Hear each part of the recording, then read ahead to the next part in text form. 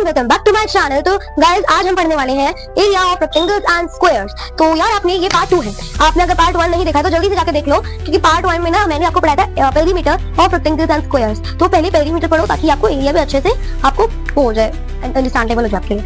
Okay, तो heading डालते पहले तो एरिया। ओके, अब हमें पढ़ना है। ओके क्लास, तो चलिए अब हम फोकस करते हैं। ओके, अब देखिए first we should know about the definition of area. Okay, what is area? An area is the space covered by any closed figure. Okay, mean जैसे पिछली बार हमें पेरीमीटर में पढ़ा था लेंथ और sum of the boundaries of any closed figure. Okay, तो इसमें जैसे क्लोज्ड फिगर मान लो हमारा स्क्वायर है, जैसे स्क्वायर। अब ठीक है, इसकी जो बाहर की बाउंड्रीज है ये साइड, इनकी जो जब हम इनको प्लस करते हैं तो पेरीमीटर निकलते हैं। वही इसका अपोजिट, इसके अंदर कितना स्पेस इसने घेरा है।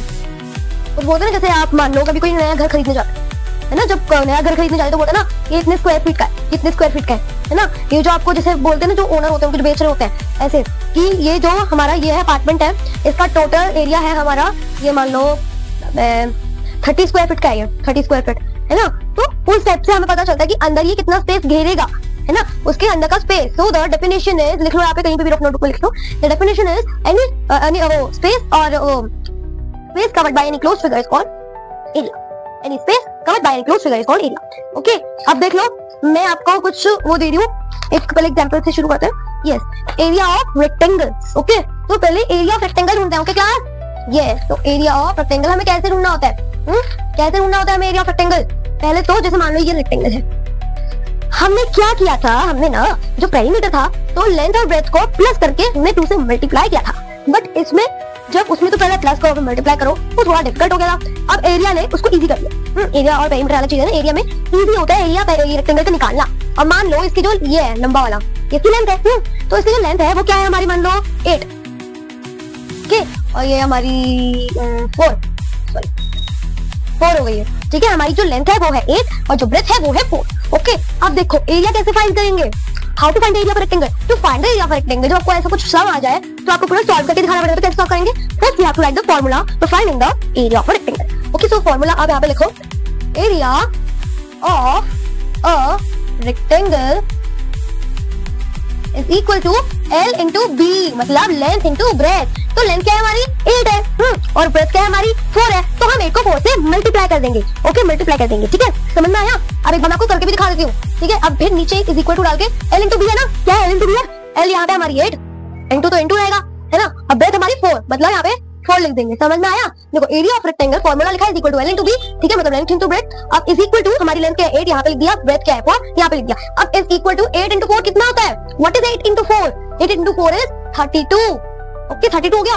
तो ना हमारा क्या बोलते हैं, आप 32 को ऐसा तो है, मान लो सॉरी एक बार मान लो ये सेंटीमीटर है और ये भी सेंटीमीटर है, और ये भी सेंटीमीटर। ठीक है, तो यहाँ पे हम क्या सेंटीमीटर लिखेंगे, will it be correct? No, it will not be correct. Why? देखो सेंटीमीटर मतलब लेंथ कितनी लंबाई है। अब आपने जैसे मेजरमेंट चैप्टर होता है, अगर आपको वो पढ़ने तो आप कमेंट कर दीजिएगा। मेजरमेंट जो चैप्टर होता है उसमें हमें लंबाई नापनी होती है, किलोमीटर, मीटर, ये हेक्टोमीटर, ये भी डेकामीटर, डेसीमीटर, ये भी होता है, वो बाकी यूनिट्स होती है। ओके, तो ना अब इसको लंबाई में तो नापेंगे नहीं, क्योंकि हम इसकी लंबाई तो नाप नहीं रहे कि कितने इसका पेरीमीटर होगा, नहीं ना। अब क्या नाप रहे हैं हम, इसके अंदर का area covered by this figure, this closed figure, this rectangle, area covered by this rectangle. और जब बेटा अपना ये ध्यान रखना कि हमेशा आप एक फिगर बना लेना ताकि आपके लिए मोर अंडरस्टैंडेबल हो, है ना, इजी हो अंडरस्टैंड करने के लिए, आपके अंडरस्टैंडिंग में हो, है ना। तो इसको सेंटीमीटर में नहीं करेंगे, हम पेरीमीटर नहीं ढूंढ रहे हैं, हम क्या ढूंढ रहे हैं, एरिया ढूंढ रहे हैं, area covered by space covered by this closed figure, this rectangle. तो हमें या तो हम ऐसे भी लिख सकते हैं सेंटीमीटर और ये 2 ऐसे लिख लो, है ना, यहाँ पे छोटा सा 2 बना लो, है ना। ये भी आप करोगे तो आपका ये क्या होगा, करेक्ट होगा। वरना आप ये भी कर सकते हो ऐसे 32 स्क्वायर, आपको SQ लिखना है, SQ स्क्वायर की शॉर्ट फॉर्म। ओके, SQ, ठीक है, फिर पॉइंट सेंटीमीटर।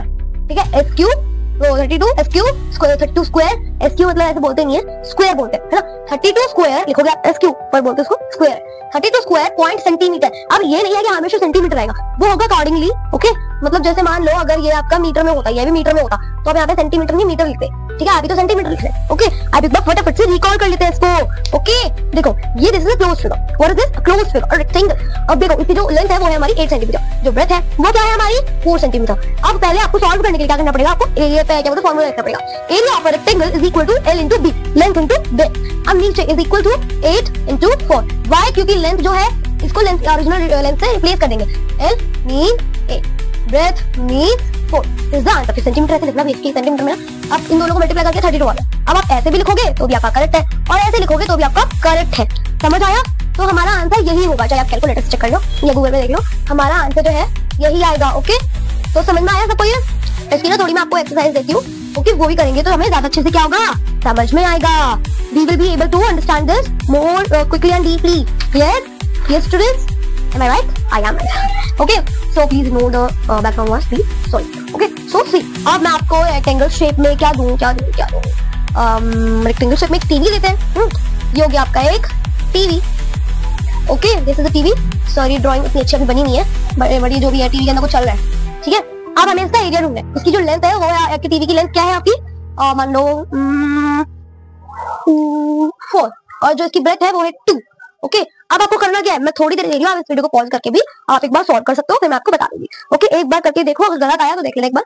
1 2 3 4 5। सो अब मैं बढ़ाने जा रही हूँ। ओके, मैं करवाने चलो करते हैं। ओके क्लास, तो देखो is equal to area of the television भी लिख सकते हो, टीवी भी लिख सकते हो, मैं टीवी लिख रही हूँ। इज इक्वल टू, आप टीवी लिखना अगर ये वर्ड प्रॉब्लम है, नहीं है तो आप ऐसे लिखो, नहीं है ना तो रेक्टेंगल लिखो।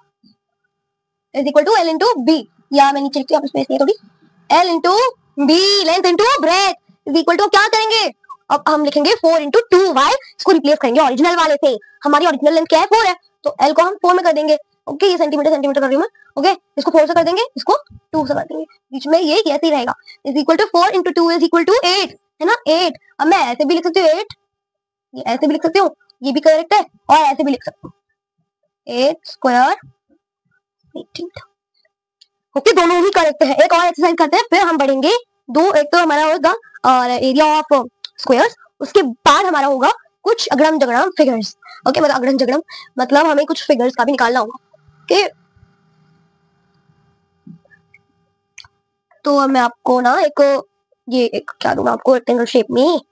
रेक्टेंगल शेप में क्या होता है, एक डोर होता है। यस, ओके, ये हमारा है डोर।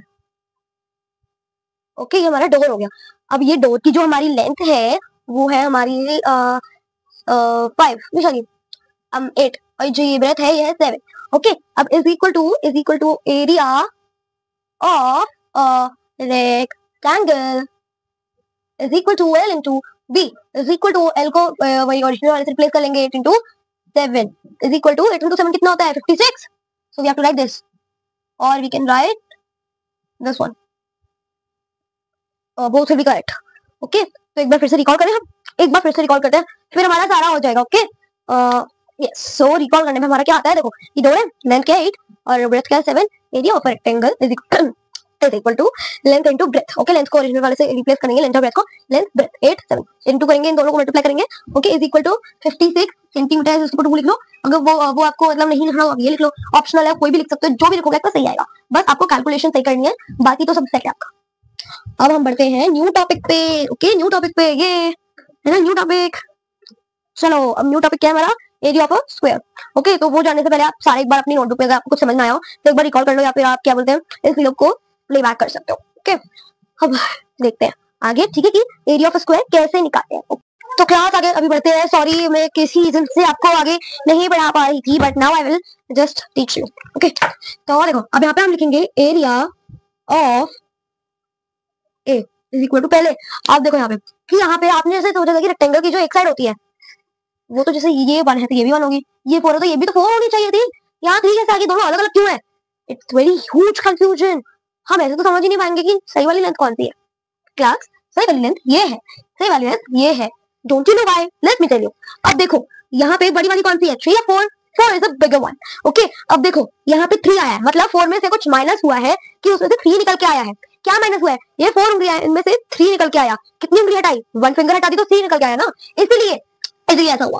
अब इसका जो 3 था, अब इसके पास बी वाले स्क्वायर वो रेक्टेंगल के पास तो कुछ था ही, बस 2 था, लेंथ तो ब्रेथ तो थी नहीं, है ना। तो जो 4 है ये वाला 4, उसने सोचा कि यार मैं 3 बन जाता हूँ, उसको मैं 1 दे देता हूँ, है ना, उसने उसकी हेल्प कर दी बी वाले की। तो ये 1 यहाँ पे हो गया, ये 4 था पहले, ये क्या था 4 था, इससे अपना 1 इसको दे दिया तो ये क्या बन गया 3 बन गया। ओके, सेम हियर आल्सो, ये जो 4 है ये भी 4 था, पहले ये क्या था 4 था, इससे इसकी हेल्प की, इसको 1 दिया और ये पे क्या बन गया 3 बन गया। ओके, कोई कंफ्यूजन तो नहीं है, ठीक है, समझ आया। अगर आपको अभी भी समझ ना आया हो तो आप इसको वीडियो को दोबारा प्ले कर सकते हैं एक बार शुरू से, है ना। कुछ भी जो चीज समझ नहीं आएगी बिल्कुल स्टार्टिंग से करो ताकि सारा नहीं बचे।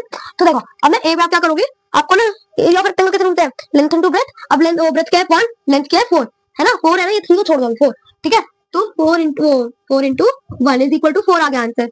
Area of B is equal to, हमारा बी में क्या है 2 इंटू 1, एक 1 यहाँ पे था एक ही 2 था, तो 2 इंटू 1 इज इक्वल टू 2। अब area of C is equal to, C में क्या है हमारा 4 और 1 सेम एज है, 4 इंटू 1 इज इक्वल टू 4। अब आंसर का एरिया निकल गया, पर हमें तो होल फिगर का एरिया निकालना था दीदी, हम एक का एरिया निकाल के क्या करेंगे, है ना। तो बताती हूँ, अब देखो ये ना यहाँ पे ये जो आपका 4 आया है 4 लिख दो, यहाँ पे लिखो area of whole figure is equal to 4 plus 2 plus 4 sorry plus 4 is equal to, हमारा क्या हो गया 4 plus 2 plus 4 is equal to 10, है ना। तो 10 square centimeter is the answer, ठीक है। अगर आप गूगल पे या कैलकुलेटर किसी भी चैट जीपीटी किसी में भी सर्च करोगे आंसर इसका यही आएगा। समझ में आया। तो गाइस आज की जो क्लास है वो होती है यहीं पे ओवर, ठीक है। और अगर आपको ऐसे ही एक और चैप्टर समझना है तो आप मुझे कमेंट्स में बता सकते हैं, मैं उस पर भी एक वीडियो बनाऊंगी मैथ्स का। मैं आपको चॉइसेस दे रही हूँ जो मैं पढ़ा सकती हूँ, अभी जो मैंने पढ़े हुए हैं अभी दो, ठीक है, वो मैं आपको पढ़ा दूंगी। देखिए पहले तो मैं आपको पढ़ा सकती हूँ measurement, perimeter, place value and 4 operations, ये 4 मैं आपको पढ़ा सकती हूँ। आप मुझे बस कमेंट में बताइएगा, एंजॉय में कोई नहीं।